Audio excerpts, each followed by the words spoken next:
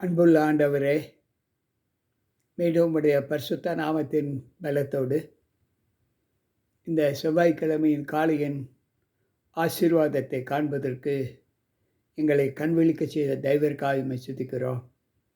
ஒவ்வொரு நாளும் எங்களை எழுப்பி உம்முடைய சன்னிதானத்திலே உம்முடைய பிரகாரங்களில் நாங்கள் கூடி வரும்படி எங்களை அழைத்து வருகிறதற்காய் ஸ்தோத்திரம். இந்த நாளிலும் வந்திருக்கின்ற எங்கள் ஒவ்வொருவரோடும் உம்முடைய கிருபை இருந்து பாதுகாத்து மீட்பர் இயேசு கிறிஸ்துவின் நாமத்தில் ஜெபிக்கிறேன் நல்ல பிதாவே, ஆமென். அன்பு உடன் விசுவாச பிள்ளைகளே, கர்த்தருடைய வார்த்தைகளை கேட்பதற்கு மீண்டும் தேவ சமூகத்தில் வந்திருக்கிற உங்கள் அனைவருக்கும் இந்த செவ்வாய்க்கிழமையின் காலையின் வாழ்த்துக்களை தெரிவித்துக் கொள்வதில் மிகுந்த மகிழ்ச்சி அடைகிறேன். கர்த்தர் நம்மோடு இருப்பாராக. இந்த நாளிலும்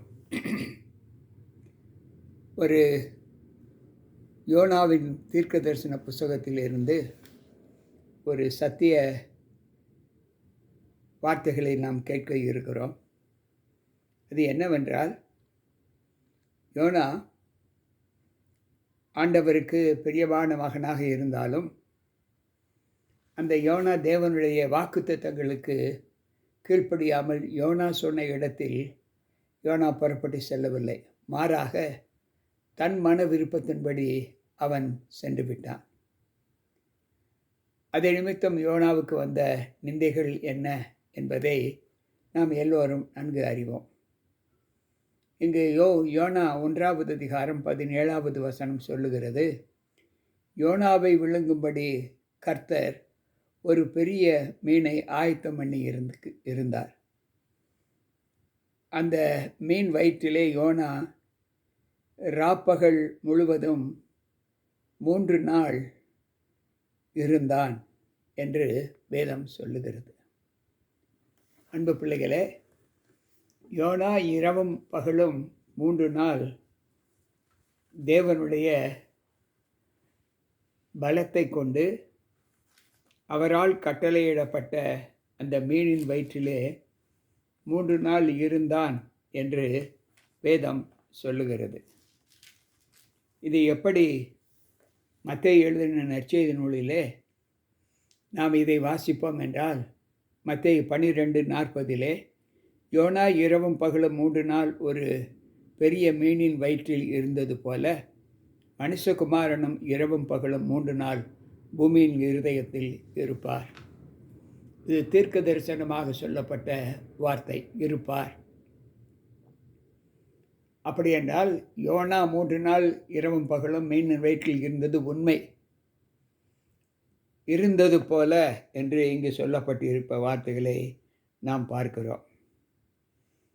இன்றைக்கு இருப்பது போல என்று சொல்லாமல் நடந்த நிகழ்வை இங்கு மத்தேயு 12:40 பதிவு செய்கிறது. யோனா மீனின் வயிற்றில் 3 நாள் இரவும் பகலும் இருந்தது போல மனுஷகுமாரனும் பூமியிலே 3 இரவும் பகலும் 3 நாள் பூமியில் இருதயத்தில் இருப்பார் என்று சொல்லப்பட்டு இருக்கிறது. அப்படி என்றால் இந்த வார்த்தை எவ்வளவு சத்தியம் என்பதை நாம் யோசித்து பார்ப்போம். அன்பு பிள்ளைகளே, இந்த வார்த்தையினாலே நமக்கு கொடுக்கப்பட்ட சத்தியம் என்ன என்பதை நாம் சற்று யோசித்து பார்ப்போம். எப்படி ஆண்டவராக இயேசு கிறிஸ்துவை இந்த லோகத்தின் ரட்சிப்புக்காக தேவன் அவரை மரணத்திற்கு ஒப்பு கொடுத்து 3 நாள் இரவும் பகலும் பூமியிலே அவர் இருந்தாரோ, அதை போல நினிவே பட்டணத்தை ரட்சிப்பதற்கு ஆண்டவர் யோனாவை தெரிந்து கொண்டு அங்கு 3 நாள் அந்த லோகத்தில் அந்த மீனின் வயிற்றில் இருந்தார் என்று வேதம் சொல்லுகிறது. அந்த யோனா இருந்த அந்த நினிவே பட்டணத்தார் எப்படிப்பட்டவர்களாய் இருந்தார்கள் என்றால், வலது கைக்கும் இடது கைக்கும் வித்தியாசம் அறியாத 120,000 பேருக்கு அதிகமான மனுஷரும் அநேக மிருக ஜீவன்களும் இருக்கிற மகா நகரமாக நினிவேவுக்காக நான் பரிதவியாமல் இருப்பேனோ என்றார். இந்த உலகத்தின் இரட்சகர் இந்த உலக மக்களுக்காக எப்படி தன்னை ஒப்பு கொடுத்தாரோ அதை போல யோனாவை கொண்டு நினிவே பட்டணத்தான் ரட்சிப்பை ஆண்டவர் மீட்க வேண்டும் என்று அவர் தீர்மானித்து அவர் ஒப்பு கொடுத்தார். ஆண்டவராக இயேசு கிறிஸ்துவனுடைய பூமியின் கீழ் இருப்பதும் யோனா சமுத்திரத்தில் மீனின் வயிற்றுக்குள் இருப்பதும் ஒன்றாக அங்கு காணப்பட்டதை நாம் வாசிக்கிறோம். இதை குறித்து நான் வாசிக்கும்போது வேதாகமத்தில் நாம் கண்டறியக்கூடிய உண்மை என்ன என்றால், யோவான் 8:32 சொல்லுகிறது, சத்தியத்தையும் அறிவீர்கள், சத்தியம் உங்களை விடுதலையாக்கும் என்று சொல்லப்பட்டிருக்கிறது. எனக்கு பிரியமான தேவ பிள்ளைகளே, இந்த வார்த்தைகளை கொண்டு நாம் எப்படி தேவ சமூகத்தில் நம்மை ஆர்ப்பரிக்கப் போகிறோம்? தேவனுக்கு பிரியமான ஜீவிதத்திலே நாம் ஆண்டவரோடு இசைந்திருக்கிற ஒரு அனுபவத்தை பெற்றுக்கொள்ள வேண்டும் என்றால், அங்கு ஆண்டவர் சொல்லுகிறார், சத்தியத்தையும் அறிவீர்கள், சத்தியம் உங்களை விடுதலையாக்கும் என்று சொல்லுகிறார். அங்கு ரோமரின் புஸ்தகம் 6வது அதிகாரம் 14வது வசனத்திலே சொல்லப்பட்ட வார்த்தையை நாம் வாசிப்போம் என்றால், ரோமர் 6:11 அங்கு ஆண்டவர் சொல்லுகிற சத்தியம். ரோமர் 6:14 நியாயப்பிரமாணத்தை சார்ந்தவர்கள் சுதந்திரவாளிகளானால் விசுவாசம் வீணாய்ப்போம், வாக்குத்தத்தமும் அவமாகும் என்று சொல்லப்பட்டிருக்கிறது. இன்றைக்கு தேவனுடைய வாக்குத்தத்தங்களை ஏற்றிருக்கிற பிள்ளைகள் நியாயப்பிரமாணத்திற்கு கீழ்ப்படிந்து நடக்கிற ஒரு அனுபவத்தை பெற்றிருந்தால், நியாயப்பிரமாணம் என்று சொல்லும்போது இந்த இடத்தில் சடங்காச்சார பிரமாணத்தை குறித்து அங்கு பவுல் சொல்லுகிறார்.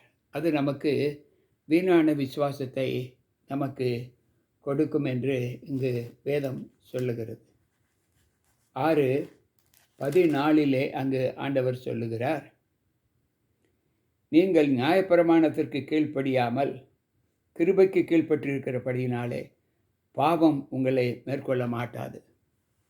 நாம் சடங்காச்சார பிரமாணங்களுக்கு கீழ்ப்படியாமல் பாவத்திற்கு கீழ்ப்பட்டு இருக்கிறதுனாலே நாம் தேவனுக்கு கிருபைக்கு கீழ்ப்பட்டிருக்கிற படியினாலே நாம் தேவனுக்கு பிரியமாய் இருப்போம் என்று இங்கு பவுல் ரோமர் 6:14 சொல்லுகிறார். ரோமர் 4:14 நாம் வாசித்தோம், நியாயப்பிரமாணத்தை சார்ந்தவர்கள் சுதந்திரவாளிகளானால் விசுவாசம் வீணாய் போகும். அப்படி என்றால் இன்றைக்கு நம்முடைய வாழ்க்கையில் தேவனை சார்ந்து வாழ்கிற ஒரு அனுபவத்தை நாம் எப்படி பெற்றிருக்கிறோம் என்பதை யோசித்து பார்ப்போம். ரோமரின் புஸ்தகம் 5வது அதிகாரம் 21வது வசனம் சொல்லுகிறது, ஆதலால் பாவம் மரணத்திற்கு ஏதுவாக ஆண்டு கொண்டது போல கிருபையானது நம்முடைய கர்த்தராக இயேசு கிறிஸ்துவின் மூலமாய் நீதியினால் நித்திய ஜீவனுக்கு ஏதுவாக ஆண்டு கொண்டது. எப்படி பாவம் மரணத்திற்கு ஏதுவாக இருக்கிறது போல கிருபையானது கர்த்தர் தம்முடைய பரிசுத்தவான்களுக்கு மீட்டு கொடுக்கிற ஒரு கிருபை என்று நாம் நினைக்க வேண்டும். இன்றைக்கு எத்தனையோ பிள்ளைகள் தேவனை சார்ந்து வாழ்ந்தாலும் தேவனுடைய கிருபைக்கு இணக்கமில்லாதவர்களாய் இருப்பதை நாம் பார்க்கிறோம். ஆனால் பவுல் சொல்லும்போது தேவனுடைய கிருபைக்கு காத்திருக்கிற நாம் அவருடைய சொல்லுக்கு கீழ்ப்படிந்து நடக்கிற ஒரு அனுபவத்தை பெற்றிருக்கிற ஒரு அனுபவத்தை நாம் பார்க்கிறோம் என்று அங்கு பவுல் சொல்லுகிறார். யோவான் 18:31 நாம் வாசிப்போம் என்றால், அங்கு பவுல் சொல்லுகிற வார்த்தை, அப்பொழுது பிலாத்து அவர்களை நோக்கி, இவனை நீங்களே கொண்டு போய் உங்கள் நியாயப்பிரமாணத்தின்படி நியாயம் தீருங்கள் என்றார். அதற்கு யூதர்கள், ஒருவனையும் மரண ஆக்கினைக்கு செய்ய எங்களுக்கு அதிகாரமில்லை என்றார்கள். பிலாத்து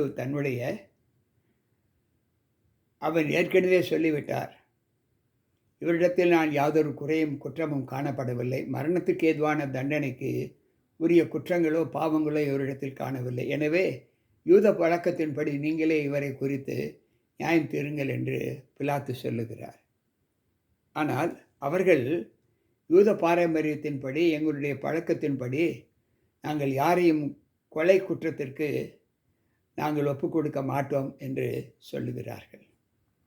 எனக்கு பிரியமான தேவ பிள்ளைகளே, இன்றைய சூழ்நிலையில் நம்முடைய வாழ்க்கையின் அனுகூலங்கள் எப்படியெல்லாம் நம்மை தேவ சமூகத்திலிருந்து எடுக்கிறது என்பதை யோசித்து பார்ப்போம்.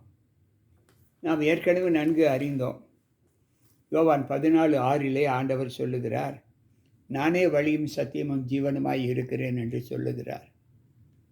இன்றைக்கு நம்முடைய வாழ்க்கையில் சத்தியப்பரர், தேவன் எல்லாமே அவராய் இருக்கும்போது அவர் எதை நியாயம் தீர்த்தாலும் அவர் சத்தியத்தின்படி நியாயம் தீர்ப்பார் என்று வேதத்திலே நாம் வாசிக்கிறோம். எனக்கு பிரியமான தேவ பிள்ளைகளே, 96வது சங்கீதம் 13வது வசனம் சொல்லுகிறது, அவர் வருகிறார், பூமியை நியாயம் தீர்க்க வருகிறார். அவர் பூலோகத்தை நீதியோடும் ஜனங்களை சத்தியத்தோடும் நியாயம் தீர்ப்பார் என்று வேதம் சொல்லுகிறது. இன்றைக்கு நம்முடைய வாழ்க்கையில் தேவன் இந்த லோகத்தில் வருகிற வாக்குத்தத்தம் எதற்கு அடையாளமாக சொல்லப்பட்டு இருக்கிறது என்றால், இந்த தேவன் பூமியை நியாயம் தீர்க்க வருகிறார். எப்படி வருகிறார் என்றால் நீதியோடும் நியாயத்தோடும் சொல்லுகிறார். 98வது சங்கீதம் 9வது வசனம் சொல்லுகிறது, அவர் பூமியை நியாயம் தீர்க்க வருகிறார், பூலோகத்தின் நீதியோடும் ஜனங்களை நிதானத்தோடும் நியாயம் தீர்ப்பார். எனக்கு பிரியமான தேவ பிள்ளைகளே, இன்றைக்கு அவருடைய நியாய தீர்ப்பில் பாரபட்சம் எதுவும் காணப்பட மாட்டாது என்று வேதம் சொல்லுகிறது. அப்படி என்றால் இதில் நாம் கற்றுக்கொள்ளக்கூடிய சத்தியம் என்னவென்றால், மரணத்துக்கு ஏதுவான பாவத்தை யார் செய்கிறார்களோ அவர்களுக்கு தண்டனை நிச்சயமாக உண்டு.